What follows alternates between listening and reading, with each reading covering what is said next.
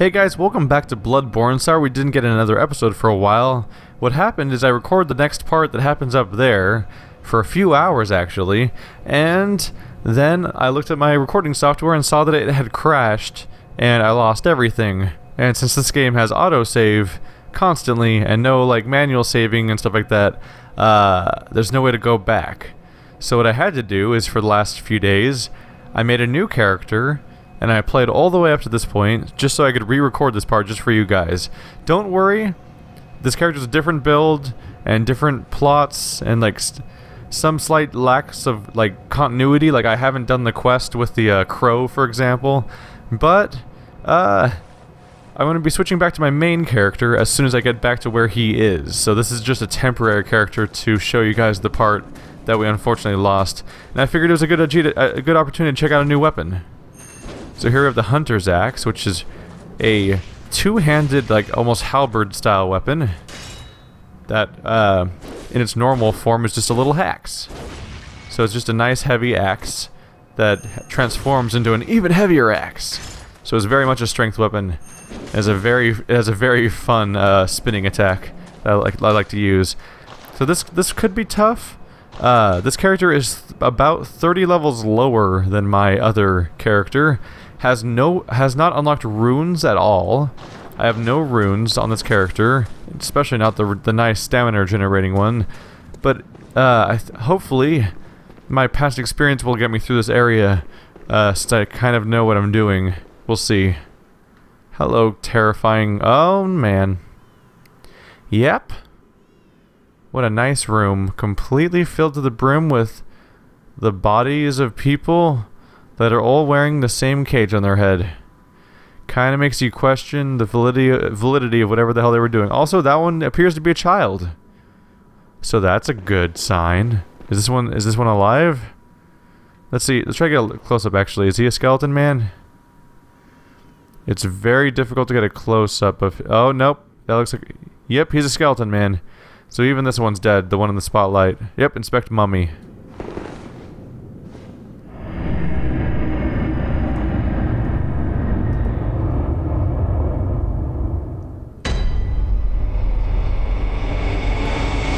And we're back in the lecture building. But you didn't expect to come back here again.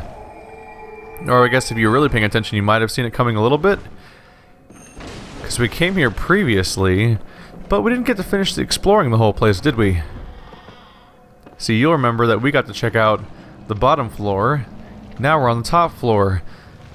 And if you remember the conditions in which we were at the lecture building last time, you might be able to figure out what comes next after we go through this building this time. But first, let's just go for any items in the area. Got a whole bunch of sedatives, which suggest that we might have to deal with some elements of hello, friend. Oops. Why doorway? Why must we fight? We could be friends, doorway. All you have to do is not get in my way. Silly doorway. Alright. Taken care of. So, them giving us sedatives might suggest that we have to worry about frenzy in the near future. Because a few sedatives here and there, not something to think about. A whole bunch of sedatives all at once, a little more something to think about. Hello, friend. Just gonna jump on you for a little while. Thankfully, I was able to upgrade my Hunter's Axe just enough so that it at least has the third rune slot unlocked for it. Not rune, sorry, but a blood gem. So, in this file, I once again ripped out that blood gem from that quest line with Gascoigne's daughter, because that's actually a really powerful gem for this character, because this character, like my main character, has like 40-50 hours into the game at this point, because I've been exploring and everything all the time, and that's why he's like 30 levels higher. This character has about 5.5 hours, so yeah. Turns out a nice thing about this game, I was already getting screwed by the fact that it autosaves so much, but a nice thing about the game, if you do have to get quickly back to a specific part of the game, is that the game is very non-linear. So I only actually had to fight 5 bosses to get back here again. I had to fight... Are those guys following me? Yep, he's coming all the way here. I had to go fight... Master Willem was right. Evolution without courage will be the ruin of our race. He's just gonna keep coming, isn't he? Or did he drop from the ceiling? I'm not sure. Turns out all you have to do to get back to this part of the game is you have to defeat Father Gascoigne at the beginning of the game because he's mandatory. Then you defeat Vicar Amelia, the White Wolf character in the Grand Cathedral. Then you defeat Shadow of Yharnam because you have to get past the forest. Because right past Shadow of Yharnam is the vacuous spider we fought on that creepy lake.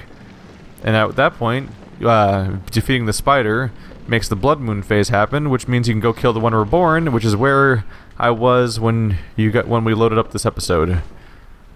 So relatively straightforward. I'm realizing now this character doesn't have a hand lantern. I should really have done that by now. Whoops. Didn't think about that. So that was a little bit of a detour you could go through. That was the you'll notice that the lecture room is completely filled with enemies downstairs, and that's because it's the same lecture room we were in when we were going to the Amygdala nightmare, whatever. The Nightmare Frontier, I believe the actual area was called, where we fought Amygdala. When we were going through that area, when we went to the lecture hall that time, we had to fight a whole bunch of oops, taking some hits I shouldn't be. There we go. Careful, careful. Alright, so they're spewing acid at me from the other side, so we need to get over there to disincentivize such wanton behavior. Hey, friend. I missed. That was embarrassing. Gonna have to fix that. There we go. A nice right trigger charge combo. It's very effective in general. There we go. These guys are kind of an exception because they're attached to the ground with their creepy sliminess, but a lot of characters get thrown on back off their feet by that attack, which is why it's so handy. Like characters you wouldn't expect to be thrown back. Ow. Ow, dick, stop it. I'm trying to hit you with swords. There we go. It's a nice little combo going on.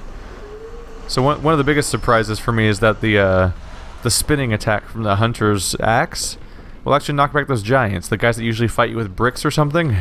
Like those guys will actually get knocked backwards by this attack, which is actually really handy. In this case, knocking them back is going to be handy because it'll stop them from spamming too much acid in my face. There we go. Now that there's only one left, this is a little more manageable. Oopsie. So this will be a little more interesting for me because I do have to replay a zone I've played before because I already recorded this whole... Oh god, I'm taking damage like crazy. Let's get out of there. I let too much damage accumulate all over me. It's interesting to be back to playing this game because you heal so fast. You heal so fast in this game. I'm always blown away whenever I go back to Scholar of the First Sin, just how slowly you use an Estus Flask and how slowly the healing happens by comparison, even from at that point. Can I open you up? Yes, I can. So this is another lecture hall. There's also a giant skeleton man, but I'm gonna deal with him later. And I believe this... I don't know if there's actually a reason to come into this specific chamber, but I know oh wait, this is gonna loop around. Hello. Hello, chest. What do you give me? Communion. That's another rune that I think my other character already has this rune in, but like a weaker version. So communion gives you more maximum blood vials. This is +2. I think my character in I think the one that my character has in my main file has like a +4, +3, +5, something like that. I think it's bigger than 2. But anyway, it's just another rank of that one that we've already seen before. So this guy's freaky, because he's one of these big skeleton men we saw at the chapel, but he's got fire hands, which you don't really expect him to have. Let's try to spin attack. So unsuccessful at knocking him back.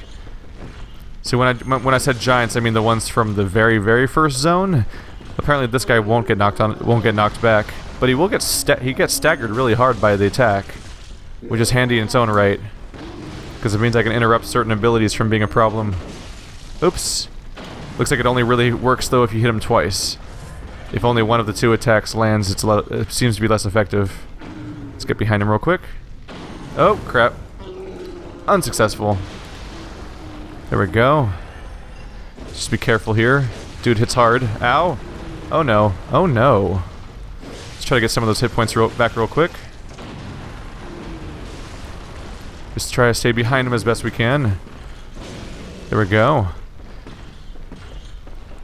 Hello, friend. So I'm happy to report that the one reborn went down on my first attempt. And if you want to see the process of me preparing this character for this so that we could re-record this part of the game, I actually did a 2-part stream you can watch. Those are those streams you guys saw coming up around now, and you're like, what the hell's going on? Where's my Bloodborne series? That was me showing, letting people watch as I prepared this character, because otherwise we were just not going to have any content.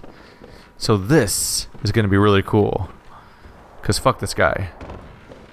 So, hey Patches. Remember when you were taunting me from behind that doorway? I may have found you. Oh, this cannot be. You cannot be. Oh, how did this come to pass? Now, wait just a moment.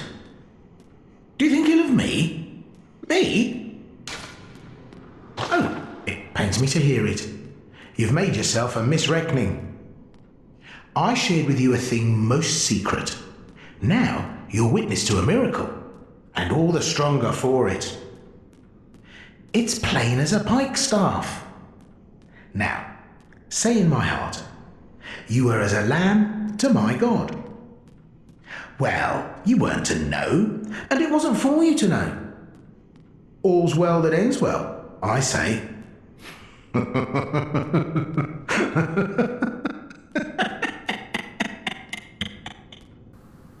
Yeah, the menacing laugh really drives your point home and makes you really feel trustworthy.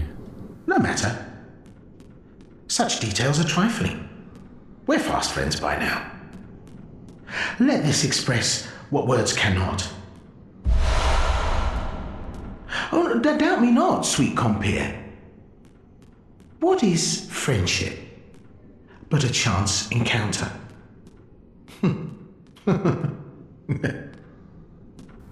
So he actually gives us a surprisingly effective rune here. Anti-clockwise metamorphosis. We already had one of them, the 10% one. I think we found that one in the forest, but it gives us a 15% one, so that's 15% bonus stamina. That's actually pretty useful. Ah, well met.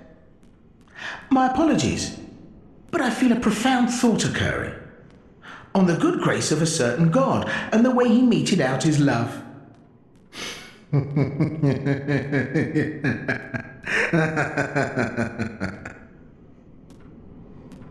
Ah, well met. So right now, the way he made it out his god made it out his love. I think he might be talking about amygdala specifically, and the whole thing that happened there. He's joking about what happened to us.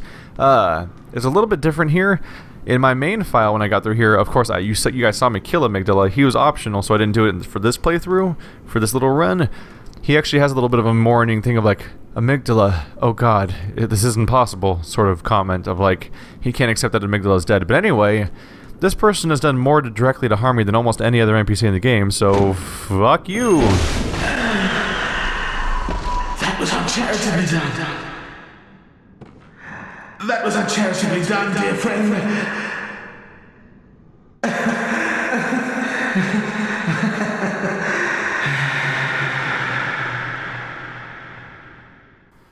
Of course I want to kill Patches. I mean, have you seen him before? Great One's wisdom, not a big deal. I can open this up, and at which point I think I can walk over there and go back into the Nightmare Frontier if I want to, but I don't know why I would want to. So we'll head back upstairs. But yeah, I of course feel more than warranted in killing Patches. In fact, once I identify Patches in any Souls game, I tend to kill him. I already killed the analog for Patches in my Scholar of the First Sin playthrough too, because he's just a guy who he lures people to their deaths and benefits from their deaths. That's what he does in every incarnation. And we saw when I went through Nightmare Frontier the first time through, that asshole straight up kicked me into a pit of poison. Admittedly, I ended up finding a weird shortcut on accident that kind of helped me progress a little bit, but that dude straight up tried to poison me and murder me, and so of course I'm going to ruin his day. Question is whether he's actually dead or not, because we're in a weird dreamland, so I don't know what counts and what doesn't. So I'm not entirely sure if he's dead or if he might show up again later somehow. 3 third cords, which appears to be another reference to the umbilical cords, because we found an item called 1/3 of the umbilical cord. Are there any other little pieces of lore nuggets just hanging out? There we go. The Nameless Moon Presence, beckoned by Lawrence and his associates, Pale Blood. These are presumably in books. I guess that's just one page, but even that page clearly has more writing than we just read. I don't know why everything's so cryptic around here. People can just write sentences. It's okay. You're allowed to. So what lies beyond? Welcome to the Nightmare of Mensis. So the last nightmare we went to was pretty nightmarish in its own weird non-reality aspects, where even this one still has the weird stuff like these plants that look like they're floating, like the plants look like they're flowing like liquid or fire. They look like leeches, don't they? Then you have the creepy rocks that are skulls and everything, but this one's going to be a little bit more nightmarish than the previous one was. And once again, we have a bell lady ringing a bell, meaning a player is likely to invade me. Although, my character's pretty underleveled, so I might actually get lucky enough to not get invaded after all. We're getting that baby crying sound again. And not a lot of explanation as to why. Colin Rejoining's back, so that's good. Alright, so I want to be ready with this with my gun. Is my gun out? There's my gun. Okay. Oh, I could have been having that torch out during the lecture building. Oh well. So these guys hit like a truck, but are surprisingly easy to... Ow! Okay, wasn't quite expecting that attack. Oh god. Alright, he was definitely waiting for my healing animation there, wasn't he? Alright, here we go here. Nope, no luck there. They're usually relatively easy to riposte. Oop! I'm off to a terrible start, aren't I? Wow. What? No. No! There we go. No! That wasn't a riposte! God damn it. There we go. Let's try to actually do this properly this time. Wow, I blew that. Oh, oh, oh, leeches are coming out. That's the nasty thing about them here, is that they spew out these gross little leech creatures that are kind of just the worst. You're like, oh, they're just tiny leech things, no big deal, right? No, they actually hit... They hit pretty hard. They're hard to make physical contact with. They're weirdly durable. And yeah, they're much like crystal lizards and the like. They're surprisingly hard to make contact with the hitbox of. God damn it, and look how hard they hit. So that you really, preferably, would want to somehow avoid spawning these, but I don't know how to. I had some luck with getting a visceral attack off previously against those wolf guys, and then they just didn't spawn leeches, but this time they seem to be doing it anyway. Those guys are kind of the worst, because they're kind of hard to hit, they're durable, and they can hit you really hard. Even, like, you could be in the middle of a swing, and the swing makes contact with them, but the swing doesn't even stop the attack, which is extra weird. Let's see if I can get this thing to die before it gets away. Uh-oh, well, I'm never getting that upgrade. That's fine. That's fine. This character's temporary. We'll be fine. I don't know why I was trying to get it so hard in the first place. So that's pretty ominous, isn't it? Some kind of building, which is light coming out of it. Seems kind of important, right? Let's go ahead and light this lamp. I'm probably going to need it. So I'm going to try it again to parry, like I tried to before. Hello. Hello, Wolfman. Are you friendly? Want to follow me back here, away from the horrible thing? So what the light does is that building's light hurts you with frenzy. It actually hurts him too, which is handy. Oops. So he's actually dying from the frenzy effect right now, which is very handy for me. Very convenient of him. Let's just swing at him for a little while. There we go, to finish him off. And he spews out those goddamn leeches. Is that really necessary? Alright. So the unfortunate thing about this zone is that everywhere you go, practically, you're getting hurt by that... In this little spot, you're getting hurt by that goddamn light.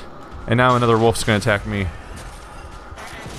Thankfully, got the visceral attack off this time, which makes him way more manageable. And finish him. Yep, there's more leeches. I'm gonna try to avoid leeches as best I can because they're kind of the worst to fight. So we're just gonna go for it. They shouldn't be able to catch me, I hope. I hope. Ow, dick. That was unsuccessful. Oh god. And then he did crazy lightning damage and basically one-shot me. The end. Oh, let's get behind something real quick. I need to chug so bad. Okay. Oh my god. I liked you better before the leeches, you know that? Oh god. Finish him. Please finish him. Please finish him. He's not dead yet? What the hell? Okay. And more leeches, because of course there are. No. Ow, shit. Oh, shit. He's not... I can't move. I thought I saw an item over here. Am I crazy? Did I imagine that? Did I just get hit in the face by leeches? I totally just got hit in the face by leeches going after an item that didn't exist. Whoops.